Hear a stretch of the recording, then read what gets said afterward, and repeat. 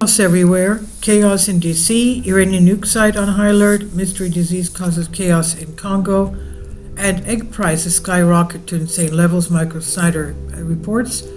Instability is in the air. Can you feel it? We were warned that chaos would be coming, and that's precisely what we have here in 2025. President Trump and Elon Musk are causing widespread chaos in DC, where there is chaos in our streets, economic chaos all over the nation, chaos in the Middle East and Ukraine, outbreaks of disease causing chaos in Africa, the bird flu having a chaotic impact on egg prices, and seismic activity causing chaos throughout the globe. Of course, what we're experiencing right now is just the beginning. So many of the changes that are happening in DC at the moment are greatly needed, but they're also causing quite a bit of chaos. In fact, mainstream article after mainstream article specifically uses the word chaos to describe what's taking place. Here's one example. Monday marks the deadline for federal workers to comply with an ultimatum from Elon Musk, either explain what they accomplished in a week or face termination. The demand has sparked outrage and pushback from some U.S. agencies, which have different messages for their employees.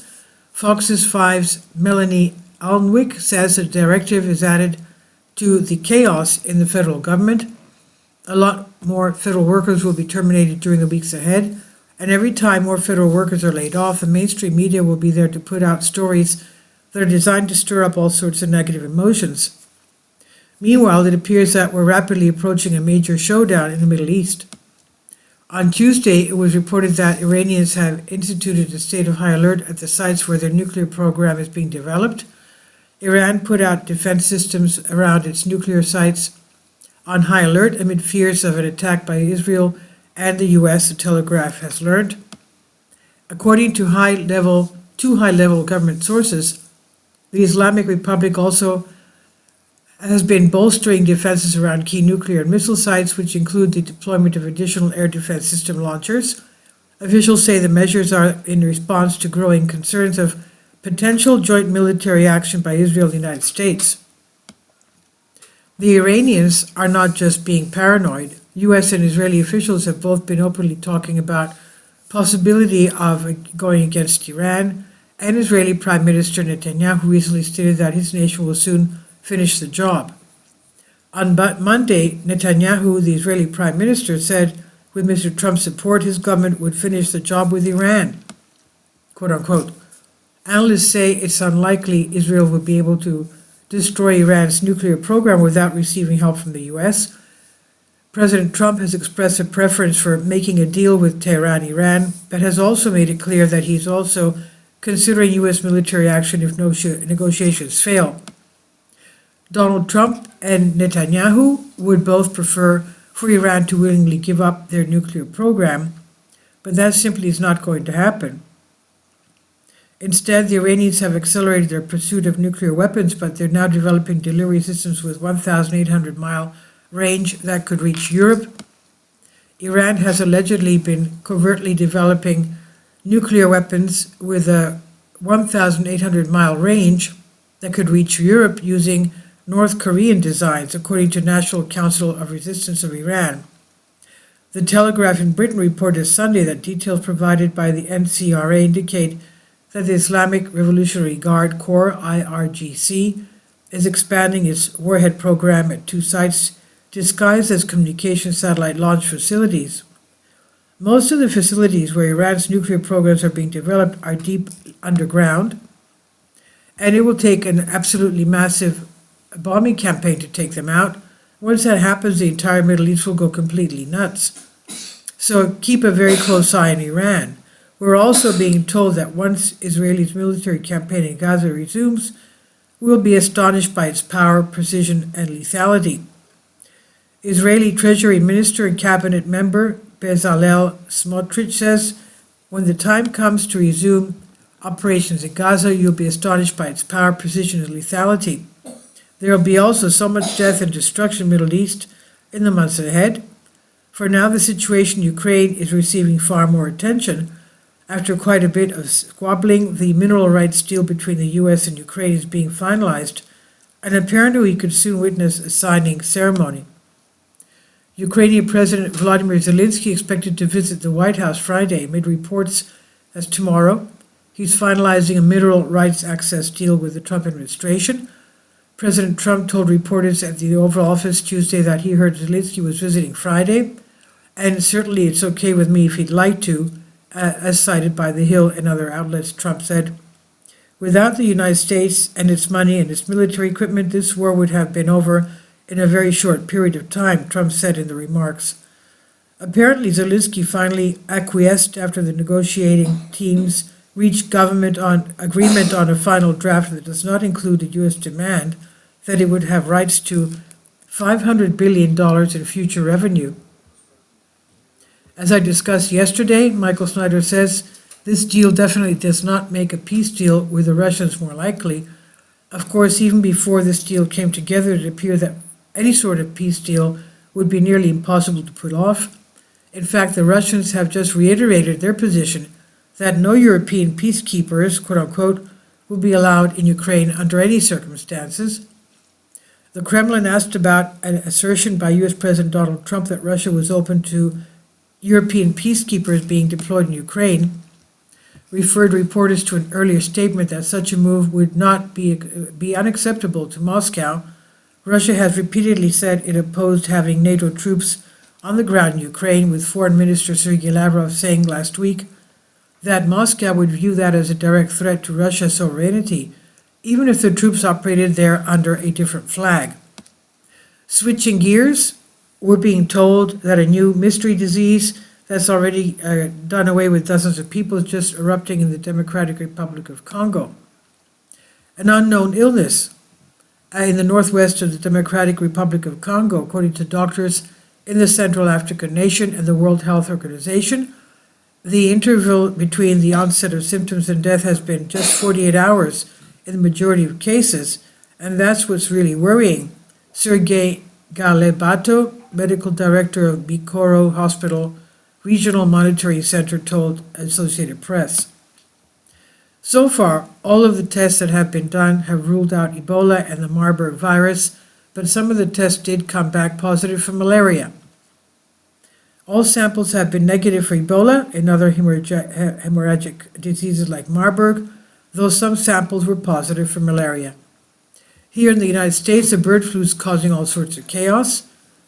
A retail price of eggs jumped 15.2% in January, and this month the wholesale price of eggs reached an all-time high record of $7.56 per dozen. Monday's print of the Urner-Barry Egg Index EBP shows wholesale prices jumped to $7.56, a new record high. Since late December, wholesale prices have jumped to new record highs by this week, with reports of egg shortages nationwide. We've never seen anything like this before. It's now being projected that egg prices will increase by a total of 41% this year. Egg prices are at an all-time high, expected to get even worse for consumers, according to a new U.S. Department of Agriculture projection. The USDA's latest outlook predicts egg prices will increase 41% in 2025, as a widespread bird flu outbreak continues to devastate egg-laying chicken flocks. Tuesday's update forecast is more than double than 20% jump in egg prices the USDA projected for 2025 a month ago. Even with such high prices, we're still witnessing shortages all over the country.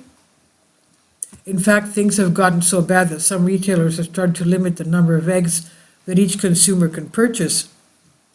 Amazon-owned Whole Foods posted signs on its shelves notifying customers that they can only buy 3 cartons of eggs at one time.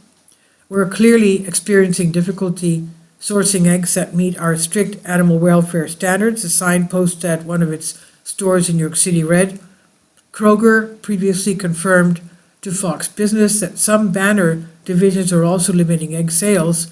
At stores where limits are in place, the company is asking customers to only buy 2 dozen eggs per trip.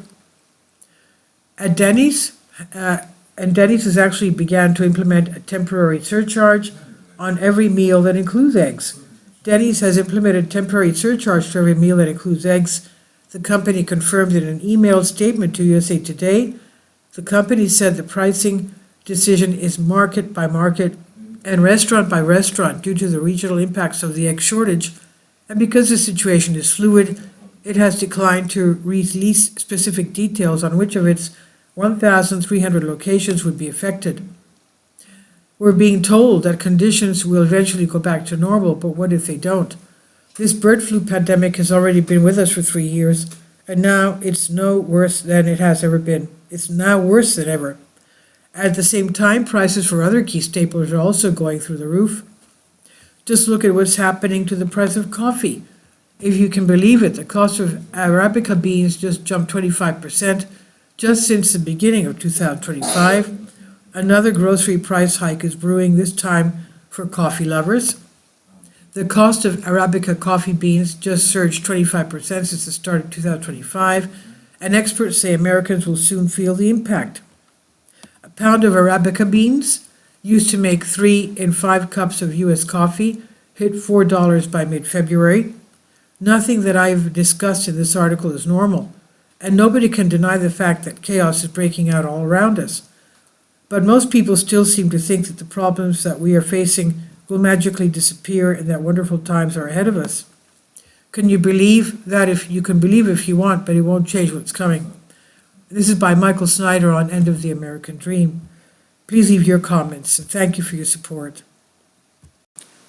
This is by Michael Snyder, and about the author. Michael Snyder's new book entitled Why is available on paperback and for Kindle on Amazon. He's also written 8 other books that are available on Amazon, including Chaos, End Times, 70 Apocalypse, Lost Prophecies of the Future of America, The Beginning of the End, and A Living Life That Really Matters. When you purchase any of Michael's books, you help to support the work that he's doing. You can also get his articles by email as soon as he publishes them by subscribing to his Substack newsletter. Michael has published thousands of articles on the Economic Collapse blog, End of the American Dream, and the Most Important News, and he's always freely and happily allowed others to republish those articles on their own websites. These are such troubled times and people need hope. John 3:16 tells us about the hope that God has given us through Jesus Christ. For God so loved the world that he gave his only begotten Son, that whosoever believeth in him should not perish but have everlasting life. If you have not already done so, we strongly urge you to invite Jesus Christ to be your Lord and Savior today. Please support my Patreon account. The daily posts are 5 videos daily, and they are totally different from what I have on my YouTube channel. Thank you so much for your support and that you find all my content so interesting. You'll find the Patreon account details in the description box below.